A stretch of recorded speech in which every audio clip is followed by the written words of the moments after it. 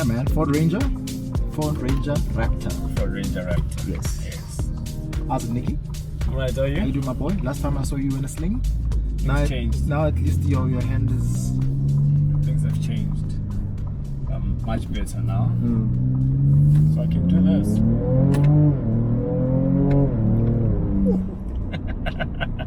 And there goes 30 k's of range gone. Yeah, just by doing that. Get no food, 30 k's of range. Just like. But otherwise, how you finding the Raptor? That's amazing. It's in a league of its own. There's no competition on this thing. Like, it's just one of a kind. I think what they did is they took Amarok's previous V6 as a challenge, and they went, okay, And that's the case. Yeah, and also remember with the previous Raptor, that was the same engine as a Ranger. So a lot of Raptor owners complain that why do I have a Raptor, but a wild track guy has the same engine as me. So they And did I'm that. paying more for that. Still paying more for that. GTI boy, obviously. It's quick.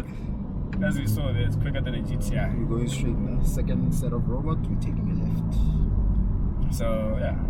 So I think that GTI actually took that as a challenge. yeah, but unfortunately we're not there. Yeah. We're here for the car, speaking more about the car. So I think that's where Ford went for a challenge. So to the left, yeah. Second set of robots. So they took that as a challenge and saying, you know what, actually Raptor owners are complaining that why do I have a diesel where in America the Raptor itself has a V6 if I'm not mistaken. But also we need to remember that American market is quite different because they are heavy on the V8 and the V6s. That's Oh yeah, 100%. And yeah, they love that. Yeah, exactly. If you take a 2-liter diesel in America, it's not gonna sell. You know, so. Well, unless you're in the farm, but either way, actually no, they actually run V8 on the farms as well. Their cars, So- they love that. So for South Africa, I said, you know what? Let's give that to our South African market, and they came with this. I'm actually loving the fact that the South African market is actually accepting of the Raptor. to be Yeah. honest. It's Like this iteration of the Raptor, they're actually accepting it very, very, very well. So they went for it.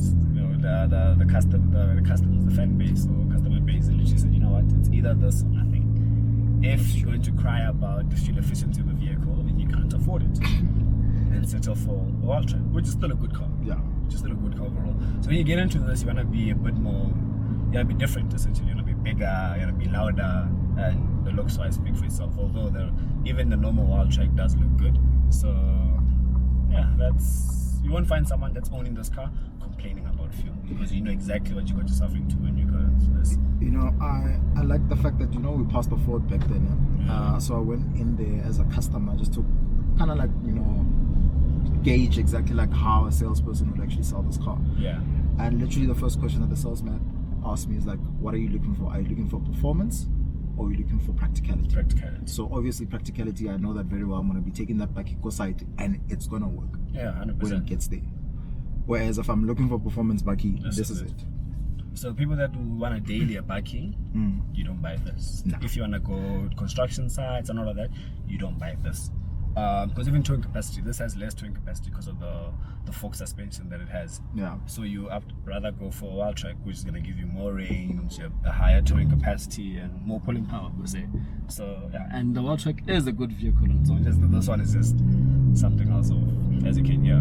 Yeah, I like the fact that, you know what, Ford actually went back to the drawing board and said that, you know what, the next version of the Raptor, we're gonna make sure. Yeah. But outside of that, like even with the Rangers, like they're giving you variety basically. They set the bar. Yeah. So now I got in here. First things that I noticed was the handlebars that are slightly different. Oh yes. It is quite an adjustment because now I'm used to grabbing on the side of the door. Yes, there's no that. Yeah, even with the door openings are on the side. So. But also the sound sounds quite better. Well, outside of the actual exhaust sound. You mean like the sound actual system? infotainment sound actually Yes, sounds because it better. uses a Bang & Olufsen sound system. Okay. Yeah, no, so that's why. And overall, just Ford sound system is also good. Even if it's not a Bang & Olufsen, amazing. Even in the previous generation, the sound system has always been great. I don't know why the different aux options. I know that there's an auxiliary power outlet. Yeah, so this is for essentially if I want to put lights of those colors, you say on the top of the car, and then in front of the car, and let's just say underneath the car. So there's 6 options here. So let's just say I want to switch them on, you can press them individually. So it's already It's pre. So you just put the lights and then find someone that can do it for you. Yeah, there's people that know how to do the stuff, and they'll do it for you. And then when you're doing whatever you want, click that, and then it changes. It switches on or switches off certain things. That's why they put that thing. Even the normal wall check has that actually. The other thing that I actually appreciate is that when you jump in here, you don't actually feel like you're in a bakkie. Yeah, no, you do not feel that you're in a bakkie at all. It doesn't feel like a bakkie at all. That's the first thing a lot of people that have gotten into this car have said to me. It doesn't feel like a bakkie. Yeah. And I think that's why Ford is doing so well, hence even the wall check on the SA car there, because of that. Outside of being a bakkie, it's a good daily car to drive. Alright, my next question is going to be personal. Okay. If you had the budget, would you? Buy this one? Yeah. Definitely.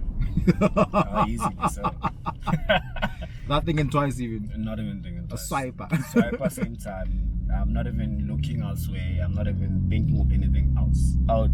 There's a lot of SUV. There's a lot of SUVs that I wouldn't take for the same price of this. For this. So this gives you so much in terms of. Wait, yeah, price range we're looking at one. So released was just under 1.1. Now looking at obviously 1.2, 1.3. Obviously the price not 1.3, maybe at most 1.2. Okay. So at 1.2, for reference, something that I drove a couple of months ago, like a Tiguan R, is essentially gives you the practicality, it gives you the performance, it gives you the loud pipes as well. Okay. But because I'm a sucker for bakkies, you give me 1.2, I'm gonna spend it here. Then going over Tiguan R, whereas someone else would be like, I don't like this. There's people that don't like bakkies, rather being an SUV like a Tiguan R, and that's fine. It's just that I lean more to bakkies because of how practical they are, and yeah, this just fits everything. Speaking of which, I've got a buddy of mine who posted a TikTok, I think it was a day or two ago, saying that he knows what the saying goes, or the project to site. Yes. And it's like, guys, nah, you can miss me with that, hey? Like, yeah, there's people that don't like bakkies at all, and that's fine because not everyone has the same. Not everyone has the same. Who? Yes. Great pun there. Yeah. Yes, so people are different. So there's people that like bakkies, there's people that don't like bakkies at all, and they lean more to SUVs, lean more to sedans, So yeah. The one thing that I actually wonder is what's going to be next for, like, for example, your Toyotas, your Nissans, because this, to be honest, this is a gun to the head of a lot of bakkie manufacturers. Yes, so for me, the closest car that you could say competes with this thing right now in South Africa is the Jeep Gladiator. Not even the GR. The GR that you put the GR with the Valtrac V6. Okay. The Jeep Gladiator that uses a 3.6 Pentastar V6. I can't remember, early 200 kilowatts, but that lacks, because it's naturally aspirated, it lacks the torque. Okay. But the size and the off-road capabilities, it's there. Because it's a Jeep as well. It's a Jeep. It's on power with this. So because I had it last year, and I was looking forward to actually having this, so I can see which one would I lean more into. So, but my heart is here.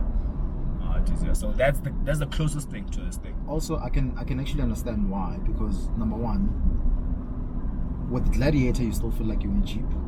Yeah. And you still feel, I don't feel like you get as much luxury. Yes, you don't. There's a lot of road noise in that, mainly because you can still take off the roof, you can still take off the doors as well. All of that. So the car does still make a lot of noise when you are driving it. So, and another thing that's kind of setting it a bit back is the price. It's a good 200,000-300,000 rand more than this. Guys. When it was launched last year, it was 1.3. That was last year August, I think. But then we have inflation to thank for that. So now, a year later, you could imagine how much that car is. I'm not too sure how much it is, but I'm sure at minimum it would be 1.5, which is 200,000 rand more than this. So it's already on a back foot in terms of, if you were to put them head to head. It's already on the back foot in terms of price and in terms of power.